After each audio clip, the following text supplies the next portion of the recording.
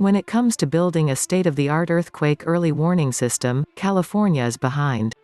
California and the U.S. have long neglected the development of such a system. The alarm system we do have still isn't integrated into as much infrastructure as it might be. And the concept is still not universally understood by the public.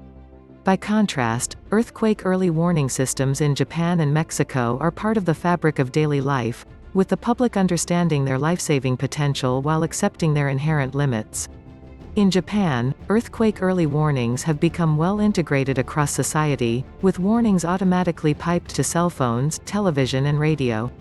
In Mexico City, a ubiquitous network of sirens blares moments after a large temblor is detected to give residents time to seek safety before shaking arrives. Yet California and the rest of the West Coast are still figuring out what exactly to make of the Geological Survey's ShakeAlert earthquake early warning system. It began issuing public alerts in LA only about 2.5 years ago, expanded to the rest of California a year later, and then this year expanded to Oregon and Washington state. Ironically, one of California's blessings is that earthquakes are less frequent here than in Japan and Mexico. The last time an earthquake and resulting fire killed thousands of people in California was the 1906 San Francisco earthquake. By contrast, Japan and Mexico have had much more recent devastating quakes and related natural disasters that each killed thousands of people. Mexico's 1985 earthquake and, in Japan, the 1995 Kobe earthquake and the 2011 magnitude 9.1 earthquake and tsunami. But that means it will be harder for Californians to train themselves on how to react to an earthquake early warning before the big one hits. Our earthquake rates are generally lower.